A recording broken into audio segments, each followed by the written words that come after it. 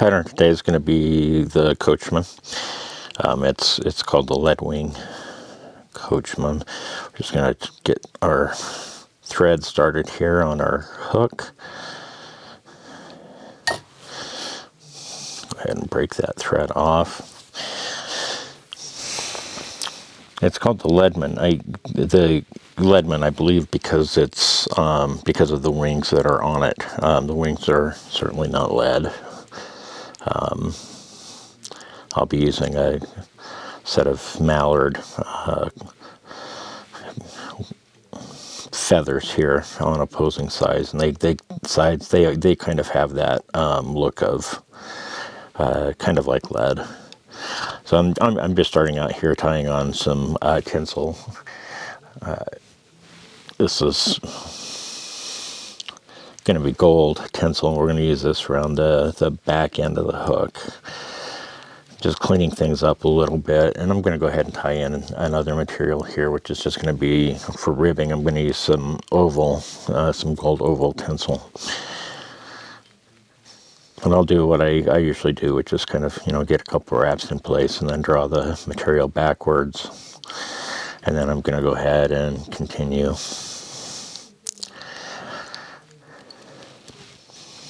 Back down to where I want the abdomen on this fly to start.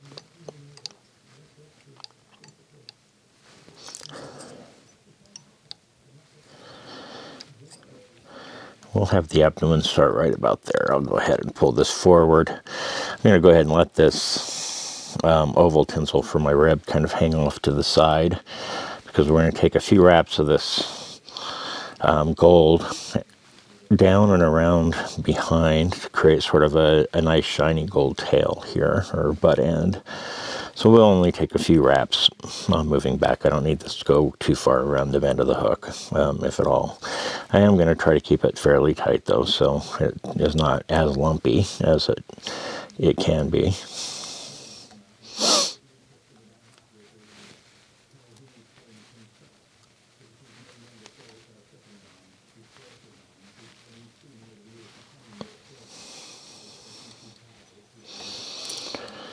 So then I'm just going to go ahead and bring that right back up here.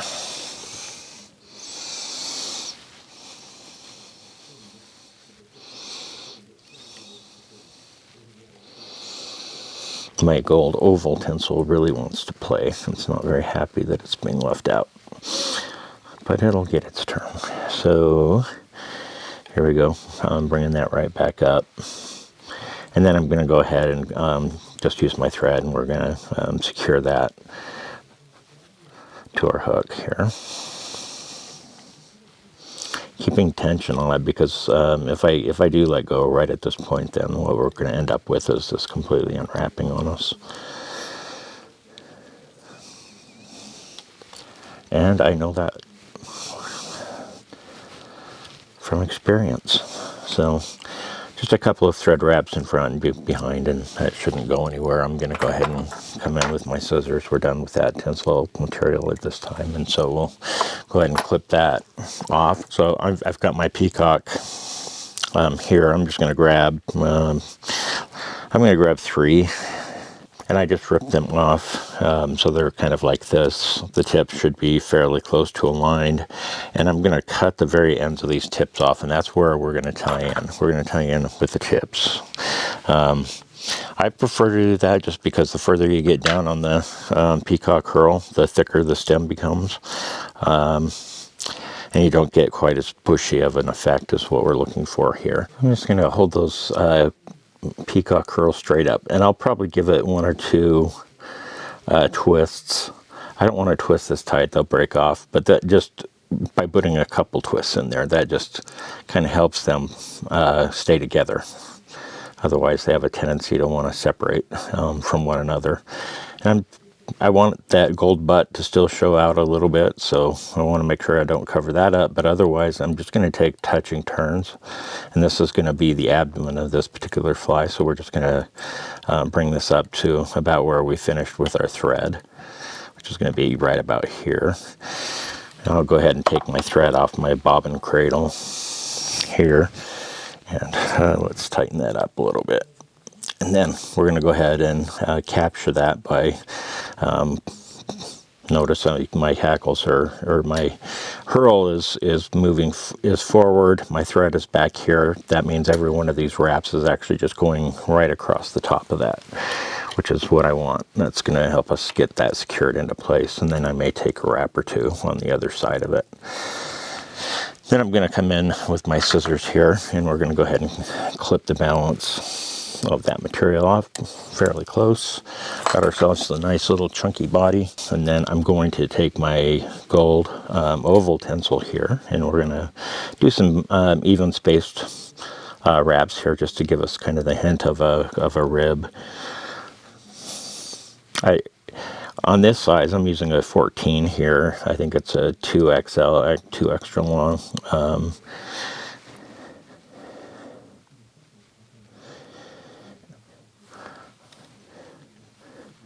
But that gold really sinks in quite a bit, so it does provide more, just a hint, and that's fine. That's exactly what I'm looking for here. So I've tied over the top of that. I'm tying a couple of wraps behind it. I'm going to go ahead and turn my vise a little bit, grab my scissors, and we can go ahead and clip that, the balance of that gold oval off. From here, we're going to go ahead and put a soft hackle on it. I'm just going to use a hen hackle. So kind of looks like this. And I've gone ahead and already prepared myself one of those feathers, and I'll prepare it just like that by stripping off the fluffy bottom parts. And with our hackle plier, I'm just going to want to get this right in the very center. Let that grab hold just like that. I'll wet my fingers a little bit, and we'll go ahead and stroke those fibers back so we end up with something that looks like that. So again, my pliers, my hackle pliers are on the tip of this. And from here, I'm just going to go ahead and release that. I'm going to hold on to the handle here on the back. And with that much, I'm just going to go ahead and clip to make a tiny little triangle here. Hopefully you can see that. It's my OCD, sorry guys.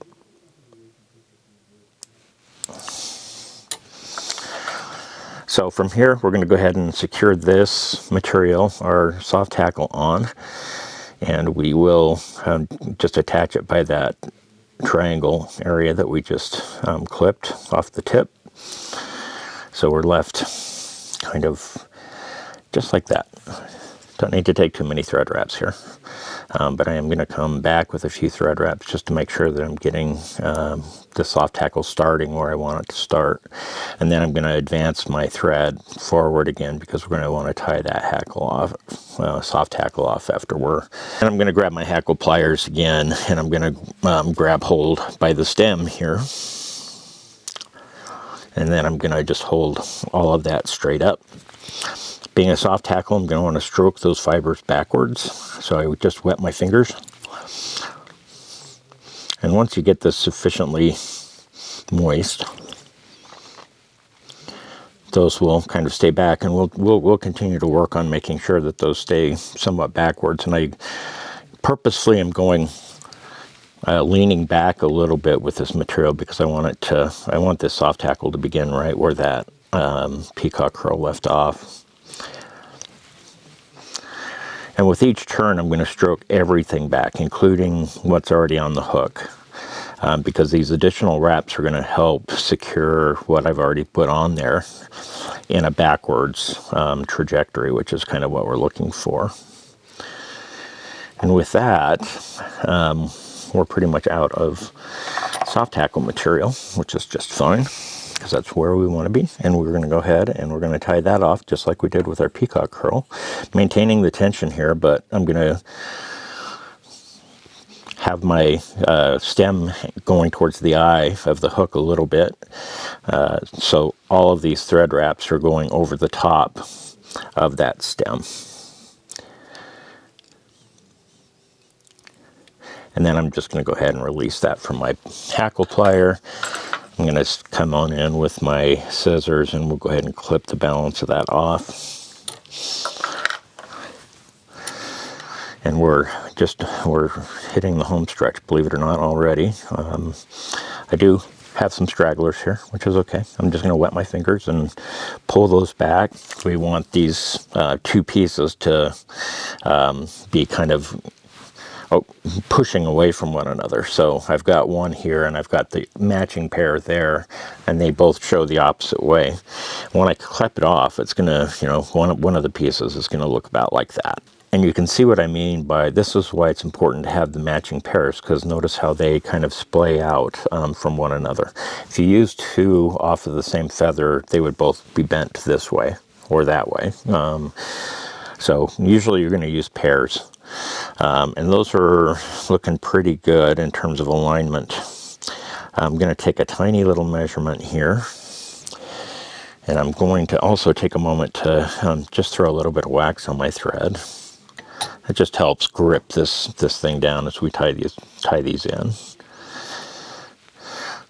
So here they are. I want them to be about the length of the body, or the length of the hook, which is going to be right about there. So I'm going to switch hands, keeping it pinched really well, just so that I can keep those together.